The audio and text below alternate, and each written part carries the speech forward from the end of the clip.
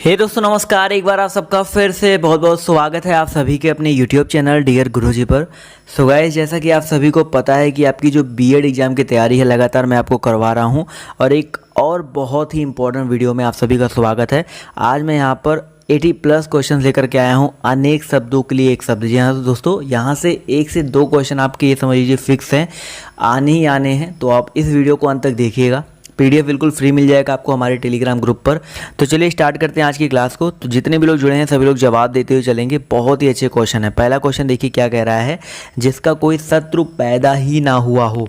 तो याद रखिएगा भाई, जिसका कोई शत्रु पैदा ही ना हुआ हो उसको बोलेंगे अजात शत्रु। बहुत ही इंपॉर्टेंट है, अजात शत्रु जो है यहाँ पर बिल्कुल करेक्ट हो जाएगा। इसी तरह क्वेश्चन नंबर 2 कह रहा है कि धन को व्यर्थ ही खर्च करने वाला क्या होता है। तो भाई धन को व्यर्थ ही खर्च करने वाला अपव्ययी होता है। ठीक है, जो धन को व्यर्थ ही खर्च करता है उसको अपव्ययी बोलते हैं, मितव्ययी जो कम खर्च करता है। अगला देखिए आपसे कह रहा है कि जिसके हस्ताक्षर नीचे अंकित हो, जिसके हस्ताक्षर नीचे अंकित हो उसे क्या बोला जाता है, उन्हें अधो हस्ताक्षरकर्ता बोला जाता है। क्या बोला जाएगा भाई, अधो हस्ताक्षरकर्ता। ऑप्शन नंबर जो इसका सी है यहाँ पर करेक्ट हो जाएगा। एक बार इस वीडियो को पूरा अंत तक देखिएगा, पीडीएफ डाउनलोड कीजिएगा, आपको सब कुछ क्लियर हो जाएगा। और इसके अलावा 80 के अलावा और भी मोस्ट इंपॉर्टेंट पीडीएफ चाहते हैं तो आप लोग वो जाके बुक परचेज कर सकते हैं। अगला देखिए क्या कह रहा है कि आवश्यकता से अधिक धन के त्याग का क्या अर्थ है। तो भाई आवश्यकता से अधिक धन के त्याग का मतलब होता है आप परिग्रह। क्या होता है भाई, आप परिग्रह होता है। तो ऑप्शन नंबर जो इसका बी है वो यहाँ पर बिल्कुल करेक्ट हो जाएगा। क्वेश्चन नंबर 5 यहाँ से देखिए क्या कह रहा है कि भविष्य में होने वाला, इसके लिए एक शब्द क्या हो जाएगा भाई, भविष्य में होने वाला, इसके लिए एक शब्द हो जाएगा आपका भावी। यानी कि ऑप्शन नंबर जो इसका ए है वो यहाँ पर बिल्कुल करेक्ट हो जाएगा। क्वेश्चन नंबर 6 देखिए कह रहा है कि कुश की नोक सी तीखी बुद्धि को क्या कहते हैं। भाई कुश की नोक सी तीखी बुद्धि को क्या कहा जाता है, इसको कहा जाएगा भाई आपका कुशाग्र बुद्धि। क्या बोला जाएगा भाई, कुशाग्र बुद्धि बोला जाएगा। तो ऑप्शन नंबर जो इसका सी है वो यहाँ पर बिल्कुल करेक्ट हो जाएगा। 7 नंबर क्वेश्चन कह रहा है कि शुद्ध आत्मा का मनुष्य कहलाता है। तो भाई शुद्ध आत्मा का जो मनुष्य है वो शुद्धोधन कहलाता है। ऑप्शन नंबर जो इसका डी है वो यहाँ पर बिल्कुल करेक्ट हो जाएगा। अगला क्वेश्चन देखिए कह रहा है कि जो चित्त के साथ कार्यशील हो उसके लिए एक शब्द, जो भाई चित्त के साथ कार्यशील हो उसके लिए एक शब्द सिंपल सा हो जाएगा आपका चित्तशील। यानी कि ऑप्शन नंबर जो इसका डी है वो यहाँ पर बिल्कुल करेक्ट हो जाएगा। क्वेश्चन नंबर आपका 9 कह रहा है कि जिसके द्वारा अभियोग लगाया गया हो उसके लिए एक शब्द। भाई जिसके द्वारा अभियोग लगाया गया हो उसे अभियोक्ता बोला जाता है, ना कि अधियोक्ता, ना कि अधियुक्त। तो ऑप्शन नंबर जो इसका डी है वो यहाँ पर बिल्कुल करेक्ट हो जाएगा। क्वेश्चन नंबर 10 कह रहा है कि मन के किसी और प्रवृत्ति या उससे हटने की अवस्था क्या कहलाती है। यानी कि मन के किसी और हटने की जो अवस्था है वो बेसिकली क्या कहलाती है, मनोवृत्ति कहलाती है। क्या कहलाती है भाई, मनोवृत्ति। अब देखिए चारों ऑप्शन देखेंगे यहाँ पर, मनमोहक, मनो दौर्बल्य और चंचलता। तो कुछ लोग यहाँ पर चंचलता में कंफ्यूज हो सकते हैं, बट यहाँ पर याद रखिएगा एग्जैक्ट जो करेक्ट आंसर है आपका मनोवृत्ति हो जाएगा। क्वेश्चन नंबर 11 आपसे कह रहा है कि अधिकारों की प्राप्ति के लिए बनाया गया संगठन। तो भाई अधिकारों की प्राप्ति के लिए जो बनाया गया संगठन है वो आपका क्या है, संघ है। तो ऑप्शन नंबर जो इसका ए है वो यहाँ पर बिल्कुल करेक्ट हो जाएगा। 12 नंबर क्वेश्चन कह रहा है कि कर्ण को अधिरथ सूत कहा जाता है। अधिरथ का अर्थ क्या होता है भाई, अधिरथ का मतलब क्या होता है, याद रखिएगा भाई अधिरथ का मतलब होता है रथ को हाँकने वाला। यानी कि ऑप्शन नंबर जो इसका ए है वो यहाँ पर बिल्कुल करेक्ट हो जाएगा। अगला क्वेश्चन देखिए आपसे कह रहा है कि आस्तिक संक्षिप्तीकरण है। भाई आस्तिक और नास्तिक दो चीज़ें होती हैं। तो आस्तिक का मतलब बेसिकली आपका होता है ईश्वर के प्रति आस्थावान, नास्तिक का मतलब होता है जो ईश्वर को ना मानता हो। अगला क्वेश्चन देखिए क्या कह रहा है कि दावाग्नि शब्द का अर्थ क्या है। दावाग्नि की बात किया जा रहा है। तो दावाग्नि मैंने आपको जठराग्नि बता रखा है, दावानल बता रखा है, इसी तरह यहाँ पर दावाग्नि आया है। तो दावाग्नि का मतलब होता है जंगल में लगने वाली आग को कहते हैं दावाग्नि। बहुत ही इंपॉर्टेंट है, याद रखिएगा। अगला क्वेश्चन कह रहा है कि यहाँ पर 15 से 19 की ज्ञान की प्राप्ति की इच्छा रखने वाला। तो भैया ज्ञान की प्राप्ति की इच्छा रखने वाला क्या कहलाता है, जिज्ञासु कहलाता है। यानी कि ऑप्शन नंबर जो इसका सी है वो यहाँ पर बिल्कुल करेक्ट हो जाएगा। क्वेश्चन नंबर आपका यहाँ पर 16 कह रहा है कि जो किए गए उपकार को ना मानता हो। तो याद रखिएगा भाई जो किए गए उपकार को ना मानता हो उससे कृतघ्न बोला जाएगा। क्या बोला जाएगा भाई, कृतघ्न बोला जाएगा। तो ऑप्शन नंबर जो इसका ए है वो यहाँ पर बिल्कुल करेक्ट हो जाएगा। क्वेश्चन नंबर 17 कह रहा है कि जो हर समय दूसरों के दोस्त को खोजता हो, तो भैया जो हर समय दूसरों के दोस्त को खोजता हो उसे बोला जाएगा परछिद्रान्वेषी। क्या बोला जाएगा भाई? परछिद्रान्वेषी, यानी कि ऑप्शन नंबर जो इसका डी है वो यहाँ पर बिल्कुल करेक्ट हो जाएगा। 18 नंबर क्वेश्चन कह रहा है कि सौतेली माता के लिए प्रयुक्त शब्द क्या हो जाएगा? भाई सौतेली माता के लिए प्रयुक्त शब्द क्या हो जाएगा आपका? विमाता। कभी कुमाता या सुमाता या जमाता मत कर दीजिएगा। विमाता जो होता है वो सौतेली माता के लिए यूज किया जाता है। अगला क्वेश्चन देखिए, बहुत ही सरल है कि भैया जिसे जीता ना जा सके, तो भैया जिसको जीता ना जा सके उसे अजेय बोलेंगे, यानी कि ऑप्शन नंबर जो इसका सी है वो यहाँ पर बिल्कुल करेक्ट हो जाएगा। क्वेश्चन नंबर 20 कह रहा है कि जो इंद्रियों से परे हो उसे क्या कहेंगे? तो भैया जो इंद्रियों से परे हो उसे कहेंगे जितेंद्रिय, यानी कि ऑप्शन नंबर जो इसका बी है वो यहाँ पर बिल्कुल करेक्ट हो जाएगा। ठीक है। क्वेश्चन नंबर आपका 21 कह रहा है कि नींद पर विजय प्राप्त करने वाला, इसके लिए एक शब्द क्या हो जाएगा? नींद पर विजय प्राप्त करने वाला, याद रखिएगा, गुडाकेश कहलाता है। बहुत ही ज़्यादा इंपॉर्टेंट है। गुडाकेश मतलब क्या होता है भाई? नींद पर विजय प्राप्त करने वाला। क्वेश्चन नंबर 22 कह रहा है कि कम बोलने वाला, इसके लिए एक शब्द क्या हो जाएगा? तो भैया कम बोलने वाला, इसके लिए एक शब्द हो जाएगा मितभाषी, यानी कि ऑप्शन नंबर जो इसका ए है वो यहाँ पर बिल्कुल करेक्ट हो जाएगा। क्वेश्चन नंबर 23 देखिए, कह रहा है कि छाती के बल चलने वाला, इसके लिए एक शब्द क्या हो जाएगा? तो छाती के बल चलने वाला, इसके लिए एक शब्द आपका हो जाएगा उरग। क्या हो जाएगा भाई? आपका उरग हो जाएगा, जिसका मतलब होता है छाती के बल चलने वाला। इसी तरह क्वेश्चन नंबर 24 कह रहा है कि सिर से लेकर पैर तक, इसके लिए एक शब्द क्या हो जाएगा भाई? सिर से लेकर के पैर तक, इसके लिए एक सिंपल सा शब्द होता है अपाद मस्तक। बहुत ही सिंपल सा है आंसर, अपाद मस्तक, यानी कि सिर से लेकर के पैर तक। क्वेश्चन नंबर 25 कह रहा है कि जिसकी भुजाएं घुटनों तक लंबी हो, उसके लिए एक शब्द क्या हो जाएगा? भैया जिसकी भुजाएं घुटनों तक लंबी हो उसे क्या बोलेंगे? तो उसको बोला जाएगा क्या? बहुत ही आसान सा आंसर है अजान बाहु। पहले भी बताया जा चुका है, इसलिए मैं कह रहा हूँ कि आराम से सब कुछ आपका रिपीट हो रहा है, बिल्कुल टेंशन लेने वाली बात नहीं है। क्वेश्चन नंबर 26 कह रहा है कि उपन्यास से संबंधित एक शब्द क्या हो जाएगा? उपन्यास से संबंधित एक के लिए एक शब्द बेसिकली, तो उपन्यास से संबंधित उपन्यासकार होता है, तो यहाँ पर ऑप्शन नंबर जो इसका ए है। बेसिकली यहाँ पर उपन्यासकार का मतलब होता है जो उपन्यास लिखता हो, बट यहाँ पर उपन्यास से संबंधित लिखा गया है, तो यहाँ पर जो इसका करेक्ट आंसर, एग्जैक्ट आंसर होना चाहिए वो औपन्यासिक होना चाहिए। तो ऑप्शन नंबर जो इसका बी है वो यहाँ पर करेक्ट होगा। देखिए थोड़े से कंफ्यूज करने के लिए दिया गया था, बट यहाँ पर ऑप्शन बी करेक्ट होगा। ऐसे आप लोग को एग्जाम में कंफ्यूज नहीं होना है। क्वेश्चन नंबर 27 कह रहा है कि भैया पीने की इच्छा, इसके लिए एक शब्द क्या हो जाएगा? तो पीने की इच्छा क्या कहलाता है भाई? पीने की जो इच्छा होती है वो पिपासा होता है। क्या होता है? पिपासा होता है। तो ऑप्शन नंबर जो इसका बी है वो यहाँ पर बिल्कुल करेक्ट हो जाएगा। और पीने की इच्छा रखने वाला पिपासु कहलाता है। अगला क्वेश्चन कह रहा है कि मछली के समान आँखों वाली, इसके लिए एक शब्द क्या हो जाएगा? मछली के समान आँखों वाली, तो इसके लिए सिंपल सा एक शब्द हो जाएगा मीनाक्षी। क्या हो जाएगा भाई? आपका मीनाक्षी हो जाएगा। ठीक है।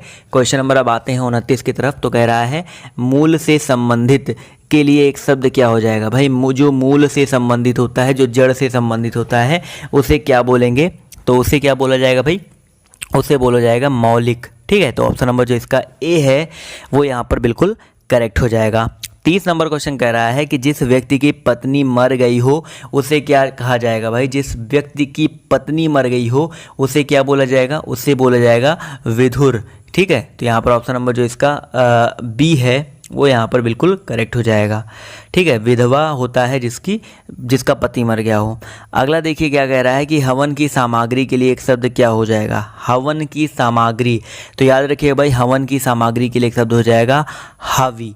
क्वेश्चन नंबर 32 कह रहा है इसी तरीके से कि इच्छा के अनुसार इस वाक्यांश के लिए एक शब्द क्या होगा? तो भैया इच्छा के अनुसार इस वाक्यांश के लिए एक शब्द आपका हो जाएगा, सिंपल सा है ऐच्छिक। ऑप्शन नंबर जो इसका ए है वो यहाँ पर करेक्ट हो जाएगा।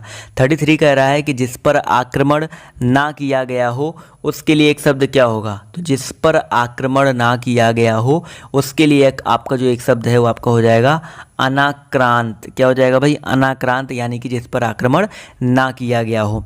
34 नंबर क्वेश्चन कह रहा है कि जिस रोग का ठीक होना असंभव है उसके लिए एक शब्द क्या होगा? तो भैया जिस रोग का ठीक होना असंभव है वो असाध्य होता है। क्या होता है भैया? आपका असाध्य होता है। तो ऑप्शन नंबर जो इसका बी है वो यहाँ पर करेक्ट हो जाएगा। आते हैं क्वेश्चन नंबर 35 की तरफ। तो कह रहा है कि जिसका कोई आकार ना हो उसके लिए एक शब्द क्या होगा। तो भाई जिसका कोई आकार ना हो उसके लिए एक आपका शब्द जो है आपका हो जाएगा निराकार, जिसका कोई आकार ही ना हो। इसी तरह क्वेश्चन नंबर आपका 36 कह रहा है कि जिसमें संदेह ना हो उसके लिए एक शब्द क्या होगा। तो भैया जिसमें संदेह ना हो उसके लिए आपका क्या हो जाएगा असंदिग्ध। संदिग्ध मतलब जिसमें संदेह होता है। अगला क्वेश्चन कह रहा है कि जिस भूमि को जोता ना जा सके उसके लिए एक शब्द क्या होगा।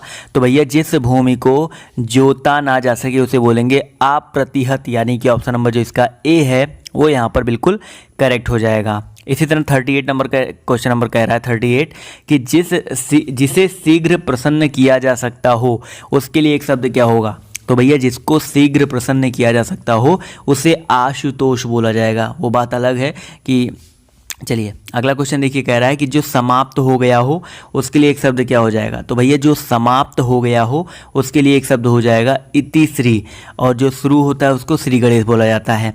इसी तरह क्वेश्चन नंबर 40 कह रहा है कि जो लुप्त हो गया हो उसके लिए एक शब्द क्या होगा।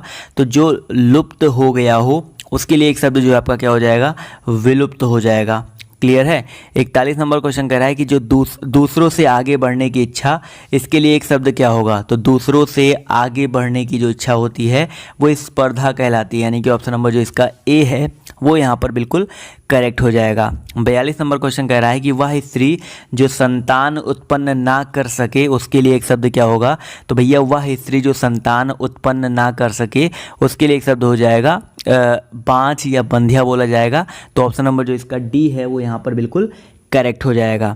आते हैं क्वेश्चन नंबर 43 की तरफ। तो कह रहा है कि हाथ में लेकर चलने वाला हथियार हाथ में लेकर चलाया जाने वाला जो हथियार होता है उसके लिए एक शब्द क्या हो जाएगा। तो भाई जो हाथ में लेकर चलाया जाने वाला हथियार होता है उसे शस्त्र बोलते हैं। ठीक है, तो ऑप्शन नंबर जो इसका बी है वो यहाँ पर बिल्कुल करेक्ट हो जाएगा। 43 का ऑप्शन बी। अगला क्वेश्चन कह रहा है कि दूसरों के स्थान पर कार्य करना, इसके लिए एक शब्द क्या हो जाएगा। तो दूसरों के स्थान पर कार्य करना, इसके लिए एक आपका जो शब्द है वो हो जाएगा स्थानापन्न। क्या हो जाएगा भाई स्थानापन्न। इसी तरह क्वेश्चन नंबर 45 कह रहा है कि प्रारंभ से लेकर अंत तक, इसके लिए एक शब्द क्या हो जाएगा।